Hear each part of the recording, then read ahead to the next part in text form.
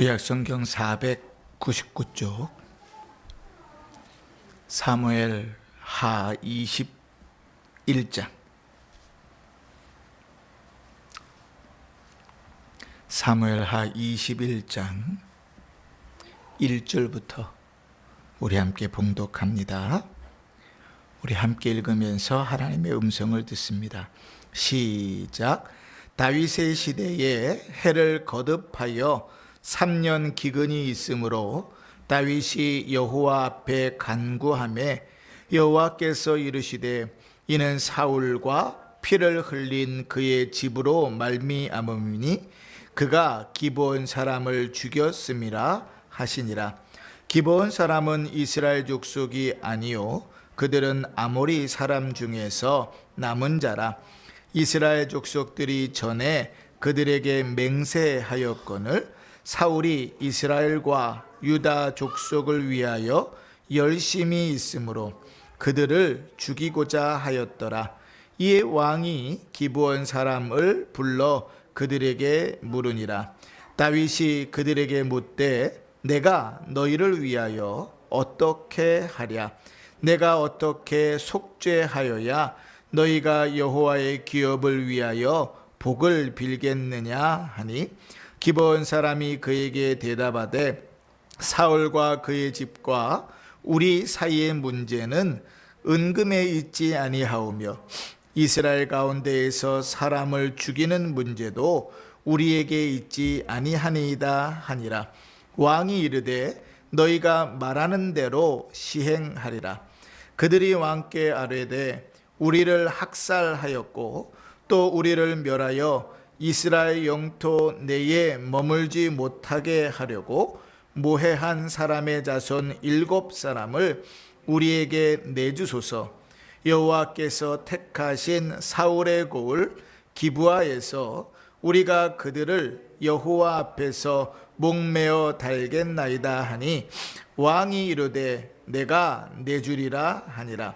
그러나 다윗과 사울의 아들 요나단 사이에 서로 여호와를 두고 맹세한 것이 있으므로 왕이 사울의 손자 요나단의 아들 무비보셋은 아끼고 왕이 이에 아야의 딸 리스바에게서 난 자 곧 사울의 두 아들 알모니와 무비보셋과 사울의 딸 메랍에게서 난 자 곧 무홀랏의 사람 바르실레의 아들 아드리엘의 5 아들을 붙잡아 그들을 기브온 사람의 손에 넘기니 기브온 사람이 그들을 산 위에서 여호와 앞에 목매어 달아 그들 7사람이 동시에 죽으니 죽은 때는 곡식 빼는 첫날 곧 보리를 베기 시작하는 때더라. 아야의 딸 리스바가 굵은 배를 가져다가 자기를 위하여 바위 위에 펴고 곡식 베기 시작할 때부터 하늘에서 비가 시체에 쏟아지기까지 그 시체에 낮에는 공중의 새가 앉지 못하게 하고 밤에는 들짐승이 범하지 못하게 한지라. 이에 아야의 딸 사울의 첩 리스바가 행한 일이 다윗에게 알려지매 다윗이 가서 사울의 뼈와 그의 아들 요나단의 뼈를 길르앗 야베스 사람에게서 가져가니 이는 전에 블레셋 사람들이 사울을 길보아에서 죽여 블레셋 사람들이 벳산 거리에 매단 것을 그들이 가만히 가져온 것이라. 다윗이 그곳에서 사울의 뼈와 그의 아들 요나단의 뼈를 가지고 올라오매 사람들이 그 달려 죽은 자들의 뼈를 거두어다가 사울과 그의 아들 요나단의 뼈와 함께 베냐민 땅 셀라에서 그의 아버지 기스의 묘에 장사하되 모두 왕의 명령을 따라 행하니라. 그 후에야 하나님이 그 땅을 위한 기도를 들으시니라. 블레셋 사람이 다시 이스라엘을 치거늘 다윗이 그의 부하들과 함께 내려가서 블레셋 사람과 싸우더니 다윗이 피곤하며 거인족의 아들 중에 무게가 300세겔 되는 놋창을 들고 세 칼을 찬 이스비부 놉이 다윗을 죽이려고 하므로 스루아의 아들 아비새가 다윗을 도와 그 블레셋 사람들을 쳐 죽이니 그때에 다윗의 추종자들이 그에게 맹세하여 이르되 왕은 다시 우리와 함께 전장에 나가지 마옵소서, 이스라엘의 등불이 꺼지지 말게 하옵소서 하니라. 그 후에 다시 블레셋 사람과 곱에서 전쟁할 때에 후사 사람 십북에는 거인족의 아들 중에 삽을 쳐 죽였고, 또다시 블레셋 사람과 곱에서 전쟁할 때에 베들레헴 사람 야레오르김의 아들 엘하나는 가드 골리앗의 아후 라흐미를 죽였는데 그 자의 창자루는 배틀채 같았더라. 또 가드에서 전쟁할 때에 그곳에 키가 큰 자 하나는 손가락과 발가락이 각기 6개씩 모두 24개가 있는데 그도 거인족의 소생이라. 그가 이스라엘 사람을 능욕함으로 다윗의 형 삼마의 아들 요나단이 그를 죽이니라. 이 네 사람 가드의 거인족의 소생이 다윗의 손과 그의 부하들의 손에 다 넘어졌더라. 아멘. 21장을 함께 읽었습니다. 21장부터 24장까지 이 1, 2, 3, 4, 이 4장은 시간의 순서대로 이렇게 흘러가는 것은 아닙니다. 그러니까 우리가 읽을 때 좀 이런 하나님께서 성경을 기록하는 방식들이 우리에게 좀 헷갈릴지라도 목사의 인도를 받아서 성경을 좀 읽어갈 때 21절에서 24절까지는 시간의 흐름이 아니라 하는 것을 염두에 두고 읽으셔야 됩니다. 시간의 흐름이 아니라 하는 말은 무엇인가 하면 앞의 일 때문에 뒤의 일이 생긴 것이 아니다, 지금 이 얘기를 하고 있는 거예요. 다시 말하면 오늘 21장 같은 경우에 기근의 문제를 해결한 일 때문에 블레셋과의 전쟁에서 승리한 것이 아니다, 지금 이 얘기를 하고 있는 겁니다. 21장, 22장, 23장, 4장 이 4장은 시간의 흐름대로가 아니라 여러 사건들을 모아놓은 것이니까 우리는 이 4장을 읽을 때는 어떻게 읽어야 되냐면 사건 하나하나 가운데 하나님께서 무엇을 우리에게 말씀하고자 하는지, 사건 하나하나 속에서 하나님이 지금 나에게 무엇을 드러내고자 하는지를 생각하면서 성경을 읽어야 되는 것입니다. 성경을 이해할 때 성경을 이해하는 방식은 여러 가지가 있으나 오늘은 그 인과적인 문제에 빠지지 않도록 좀 주의하면서 21장을 살펴보십시다. 21장의 시작은 이렇게 시작되지요. 이스라엘에 3년간 기근이 들었습니다. 비가 내리지 않는 거예요.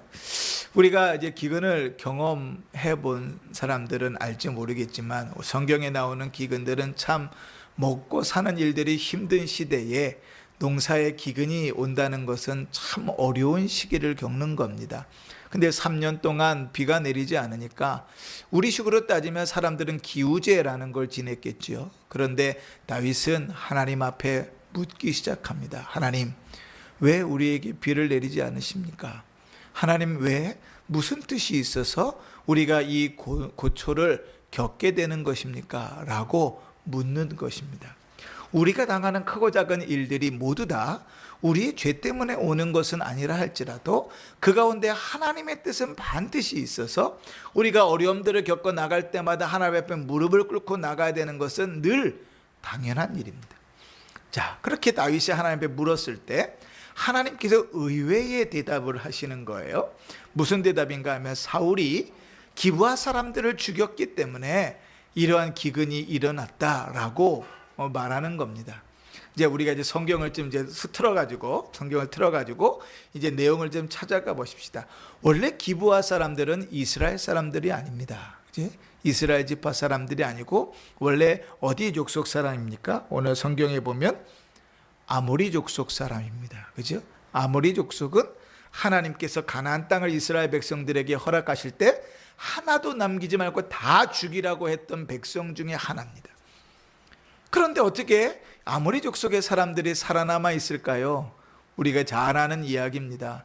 이제 이스라엘 백성들이 가나안 땅을 넘어와 가지고 막 점령하기 시작하니까 사람들이 두려워하기 시작했어요. 일각에서는 힘을 모아갖고 연합해서 전쟁을 일으켜 싸우려고 했고, 일각에서는 그럼에도 불구하고 우리가 빨리 화친을 맺어서 종으로 살더라도, 우리가 저들의 밑에서 종으로 살더라도 목숨을 건져야 된다고 생각했어요. 그렇게 생각했던 아모리 사람들 중에 이제 기브온 사람, 그비라 사람, 부에롯 사람, 그리고 기럇 여아리 사람, 이 네 개의 족속의 사람들이 그런 생각을 하고 잔꾀를 부리기 시작합니다. 그죠? 오래된 신발과 다 곰팡이 난 음식과 이런 것들을 준비해 가지고 이제 여호수아가 있는데 앞으로 찾아온 거죠. 그러면서 우리는 멀리서 왔는데 당신들의 이야기를 듣고 나니 우리가 당신들과 화친하고 싶다고 요청을 합니다. 그런데 거기서 여호수아가 아주 결정적인 실수를 해버리죠.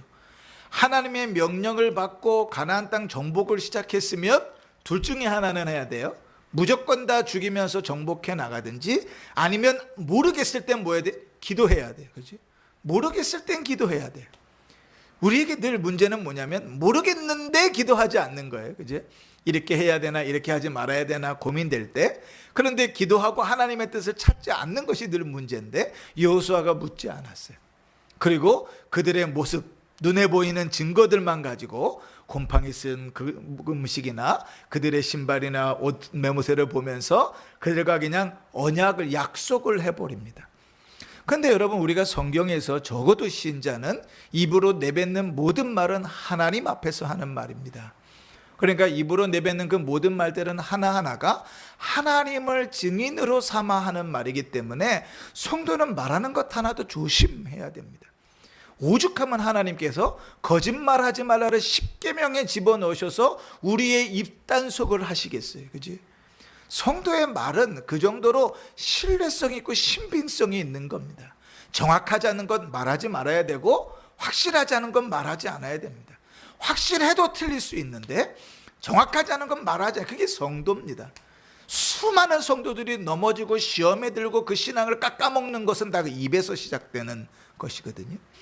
그런데 자, 이 여호수아가 하나님께 묻지 않고 그냥 덜컥 약속을 해버렸는데 며칠도 지나지 않아 그들이 가나안 족속, 가나안 땅의 아모리 사람들이라는 것을 알게 됐습니다.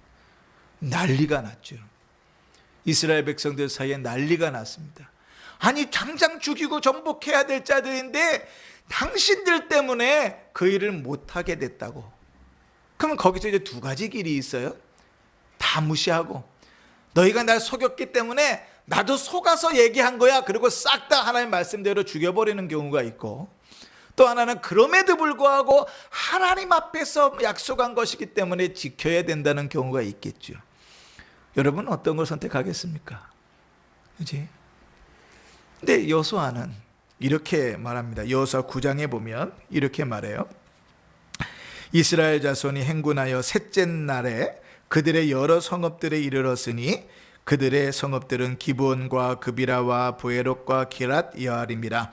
그러나 회중 족장들이 이스라엘 하나님 여호와로 그들에게 맹세하였기 때문에 이스라엘 자손이 그들을 치지 못한지라. 그러므로 회중이 다 족장들을 원망하니 우리가 그들에게 맹세한 맹약으로 말미암아 진노가 우리에게 임할까 하노니 이렇게 행하여 그들을 살리리라 하고, 이렇게 말해요. 하나님 앞에 약속한 것이기 때문에 그 약속을 어기면 하나님의 진노가 임할 것이어서 그럼에도 불구하고 우리가 그 약속을 지키자, 이렇게 결론이 났습니다. 그래서 이스라엘 사람들 안에서 그 이제 기브온 사람들을 물깃고 장작 패는 일을 맡도록 했던 거예요. 그렇게 이스라엘 무리 가운데서 그들이 함께 살았습니다. 세월이 흘렀어요. 시간이 몇백 년이 지났습니다. 그리고 사울 왕 때에, 오늘 21장에 나오는 이 사건이 정확하게 언제 있었는지는 성경에 기록되지 않아요. 그런데 사울이 어떤 생각을 했냐면 이 기브아 사람들을 이스라엘 땅에서 쫓아내야 되겠다라고 생각을 했습니다.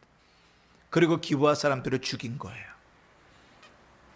그 일 때문에 하나님께서 진노하셔서 그 땅에 3년간 기근을 내리셨다고 오늘 기록하고 있는 겁니다. 여러분, 하나님 앞에 그 언약의 약속을 어겼던 당사자는 죽었습니다. 하나님께서 그를 그의 아들과 함께 싹 죽이셨어요. 말씀하신 대로 죽이셨습니다. 그럼에도 불구하고 지금 그 뒤를 이어서 아무런 책임 없는 다윗이 왕이 됐는데도 불구하고 하나님이 그 모든 백성에게 지금 뭘 묻고 계시죠? 책임을 묻고 계십니다. 하나님과의 언약에 있어서 하나님이 책임을 물으십니다. 여기서 우리가 꼭 기억해야 될 것은 무엇이냐면 하나님은 그렇게 공의로우신 하나님이라는 거예요. 그냥 막 말해버리고 아니면 말고 라는 어떤 세상의 시계 상황으로 방식으로 예수 믿는 자들이 살지 말아야 되는 이유가 거기 있습니다. 어떨 땐 보면 막 정말 핏대를 높이면서 싸워요. 그죠? 남대문이냐 숭례문이냐 서로 막 핏대를 높이면서 싸웁니다. 어떤 문제를 놓고 막 싸웠는데 결국은 보니까 둘 다 틀렸어요. 그런데 둘 다 아무도 사과하지 않아요. 왜요? 아니면 말고 이런 식으로 넘어가는 거죠. 돌멩이를 던져서 개구리가 죽든 뭐가 맞아 죽든 나는 그냥 던졌을 뿐인 거고 맞아 죽은 지가 잘못한 거지. 이게 세상의 법칙입니다. 그런데 이상하죠. 그 세상의 법칙을 따라서 예수 믿는 자들이 그렇게 사는 거예요. 하나님 앞에서 말하고 하나님 앞에서 약속하는데 하나님 앞에서 약속에 따른 인식 자체를 하지 않는 거예요. 근데 오늘 성경은 하나님 우리에게 무엇을 가르치냐면 네 입에서 말한 그것에 대한 책임을 내가 너에게 묻는다고 말하는 거예요. 네 입에서 말한 것, 네가 이야기한 것의 책임을 너에게 묻겠다. 근데 더 무서운 건 뭐죠? 너에게만 묻는 게 아니라 네 가족과 네 공동체에 함께 묻겠다고 말씀하시는 거예요. 무섭지요? 이게 하나님의 공의입니다.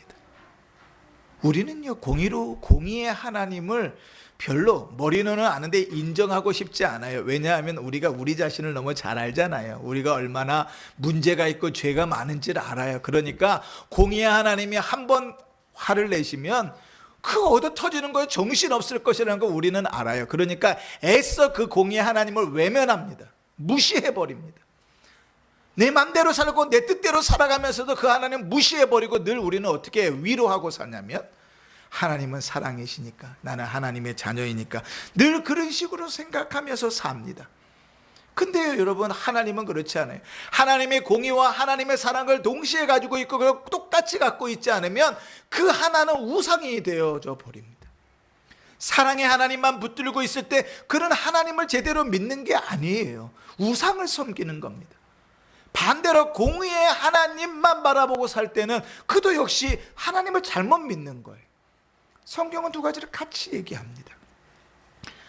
하나님 앞에 우리 입으로 말하는 모든 성도의 말은 하나님 앞에 사는 말이다. 그래서 예수님께서 성경이 뭐라고 얘기하면 예면 예, 아니오면 아니오만 하라 그래요. 말하지 말아라. 확실하지 않은 것, 틀린 것, 모함하는 것, 흉보는 것 말하지 말아라. 그거 다 너한테 돌려주겠다.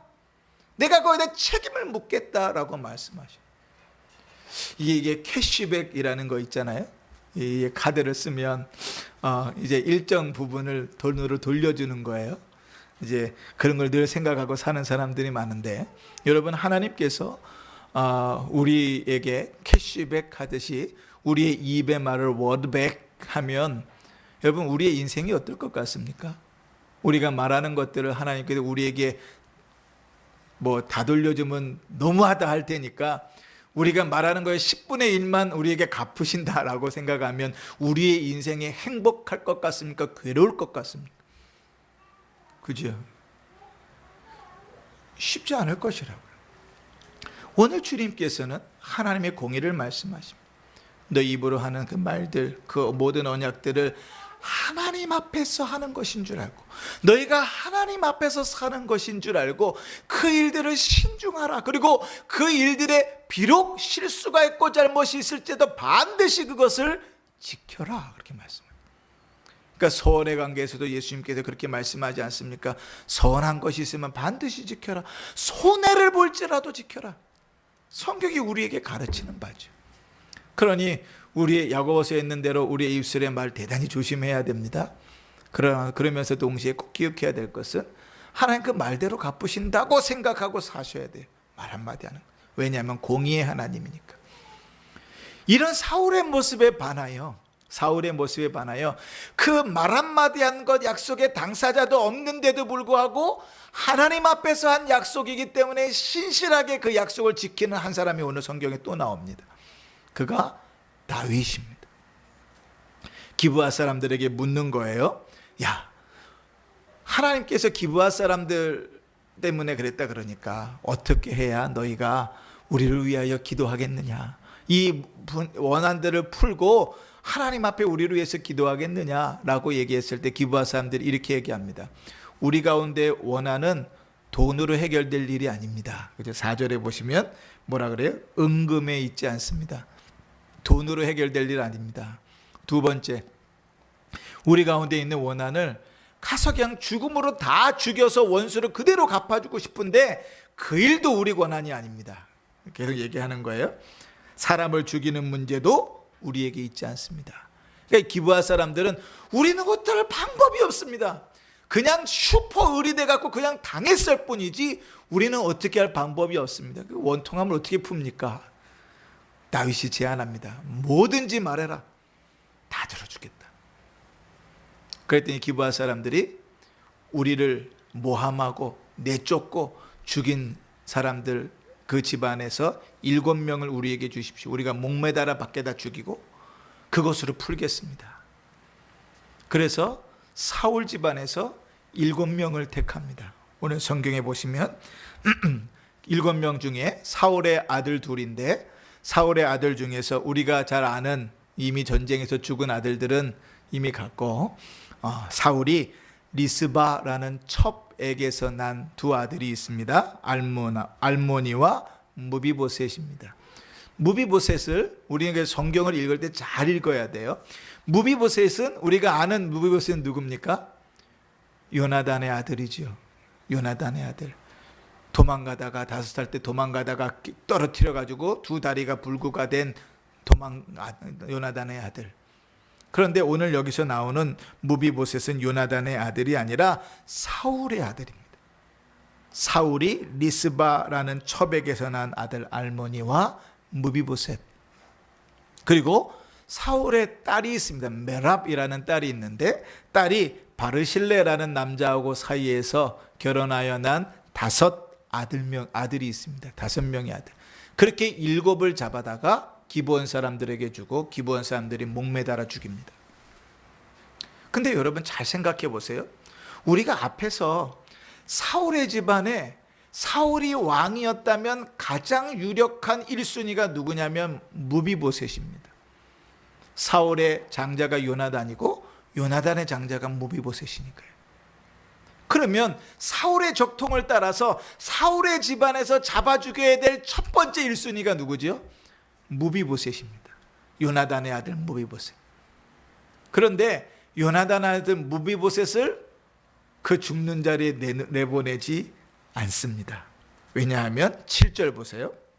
그러나 다윗과 사울의 아들 요나단 사이에 서로 여호와를 두고 맹세한 것이 있으므로 왕이 사울의 손자 요나단의 아들 무비보셋을 아끼고.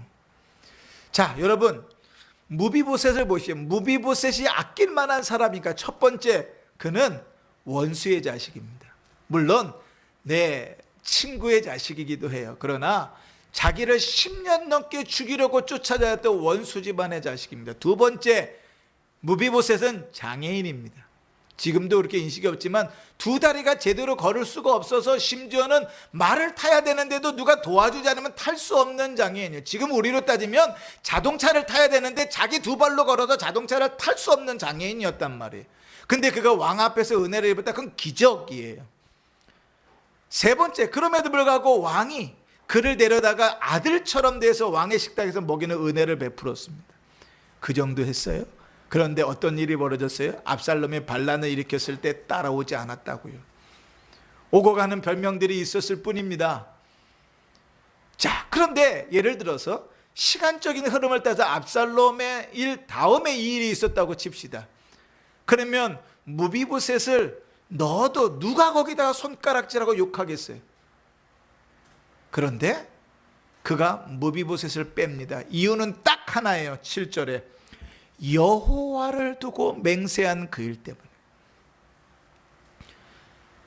다윗이 맹세한 요나단은 이미 죽었습니다. 그리고 그 아들 무비보셋에게 자기가 할 만큼 다 했습니다. 그리고 그는 죽어야 될 1순위의 리스트에 올라있는 사람이에요. 그럼에도 불구하고 다윗이 요나단의 아들 무비보셋을 지켰던 이유는 딱 하나입니다. 그가 하나님 앞에서 약속했던 그것 때문에. 사울은 하나님 앞에서 약속한 것을 무시해버리고 이 사단을 만들어놨고, 다윗은 하나님 앞에서 약속한 것을 그것을 지키기 위하여 최선을 다하여 그를 보호합니다. 여러분, 사람의 성향인가? 그럴 수 있죠. 사람의 기질의 차이일 수도 있습니다. 그러나 우리가 이 말씀을 하나님 앞에서 봤을 때 하나님이 지금 강조하고자 하는 것은 너희의 말이 하나님 앞에 있다는 거예요. 너희의 입으로 언약하고 약속하는 그 모든 일들이 하나님 앞에 있다는 거예요. 하나님 앞에서 이루어지는 그 일을 무시하지 말라는 거예요. 왜냐하면 하나님은 공의로우신 하나님이시니까 반드시 갚으신다는 거예요. 무시하지 않는다는 거예요. 너희가 하나님 앞에서 했던 그 말들을 무시하고 살아갈 때에 하나님이 그것을 그냥 가볍게 여기지 않으신다는 거예요. 그럼 반대로 돌아보십시다. 우리의 말 한마디 한마디를 조심하고 우리의 말하는 것 하나하나를 하나님 앞에서 진실하게 대하고 우리의 내뱉는 그 말들을 아멘하고 순종하며 끝까지 그 일들을 감당할 때 하나님이 공의로서 그를 재판하시는 것처럼 사랑으로서 그에게 왜 복을 안 부어주시겠어요? 왜 물질의 복을, 왜 만남의 복을, 왜 자녀의 복을 왜 안 부어주시겠어요? 그 입술의 말들이 하나님 앞에서 신실하게 살아가는 자에게, 그 입술의 말을 하나님 앞에서 무시하며 사는 자에게 공의를 베푸신다면 하나님의 그 앞에서 믿음으로 살아가는 자에게 왜 복을 안 부으시겠어요? 그죠? 어떻게 보면 신앙의 삶은 대단히 단순합니다. 물론 우리의 인생으로 끌고 들어오면 대단히 복잡하기는 해요. 그러나 여러분, 오늘 말씀 속에서 언약의 중요성, 약속의 중요성, 하나님 앞에서 말하는 것의 중요성을 다시 한번 생각해 보게 되는 것입니다. 우리가 우리의 말을 거두게 되는 이유들은 여러 가지가 있을 수 있습니다. 잘 모르고 말했을 수도 있고, 실수했을 수도 있고, 맞다고 생각했는데 아니었을 수도 있고, 하여간 여러 가지 이유들이 있을 수 있습니다. 그러나 그 모든 것에 대해서 하나님은 우리에게 책임을 물으십니다. 그래서 야고보서에 보면 이렇게 말씀하세요. 사람이 입으로 실수하지 않는 일이 없을 수는 없으나, 그러나 그것에 대해서 뭐 하신다고요? 그렇죠. 책임을 물으신다.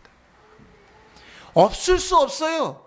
인생은 늘 그래요. 어떻게 사람이 살아가면서 수많은 말 가운데 실수를 안 할 수 있어요. 그러나 실수를 할 수밖에 없기 때문에 하나님 그걸 다 무시해버린다고 말씀하지 않고 하나님 그걸 기억하시고 일하신다고 말씀하시는 거예요. 그러니 여러분, 하나님 앞에 산다는 것은 우리의 입술의 말 한마디조차도 하나님 앞에서 조심하는 것입니다. 자, 그리고 이제 오늘 이제 15절 이하에 보면 전쟁에 대한 내용들이 나옵니다. 이 부분들은 나중에 또 기회가 되면 좀 다뤄보십시다. 내용은 요지는 이런 거예요. 블레셋 사람들이 큰 골리앗과 같은 여러 장군들이 나왔는데 그 장군들을 다윗의 신하들이 다 싸워서 이겼다 하는 거예요. 여기 보니까 골리앗의 동생 라흐미도 나오고 손가락 발가락에 6개씩 있는 사람도 나오고 하여간 여러 사람들이 나오는데 하나님께서 그에게 은혜를 베푸셔서 그 큰 대적들도 승리하게 하셨다. 다시 바꿔 말하면 다윗의 신앙만 특별했기 때문에 승리했던 게 아니라 그 신앙의 모습으로 살아가는 자들은 다 그렇게 승리한다고 보여주시는 거예요.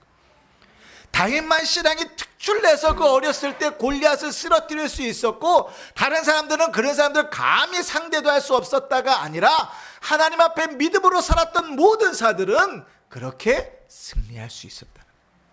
사랑하는 성도 여러분, 우리가 말씀을 통해서 주께서 우리에게 말씀하시는 음성을 듣습니다. 그지? 우리의 삶 가운데 하나님 무엇을 원하시고 우리의 삶 가운데 우리 어떤 신앙으로 서가기를 원하시는지 하나님은 끊임없이 우리에게 말씀하십니다. 그 말씀 앞에 은혜를 받으면 제일 먼저 우리 뭐 해야 되죠? 기도해야 됩니다. 이 저녁에 성령께서 우리 마음 가운데 뿌리신 그 말씀의 씨앗을 붙들고 열매 맺기를 기도하십시다. 하나님께서 우리에게 말씀하신 것들, 우리에게 깨닫게 했던 것들 붙들고 하나님, 내 삶 속에서 나는 이런 문제가 있습니다. 이런 단점이 있습니다. 이런 실수를 저질렀습니다. 이런 상처를 줬습니다. 이런 어려움을 당하고 있습니다. 이것 때문에 괴롭습니다. 주님 앞에 들고 나아가면서 성령께서 우리에게 역사하시는 대로 하나님 앞에 은혜롭게 기도하시고, 그래야 주께서 말씀하신 대로 하나님 앞에 살며 하나님께서 부으시는 은혜와 복을 풍성히 누리시기를 주의 이름으로 축원합니다. 아멘.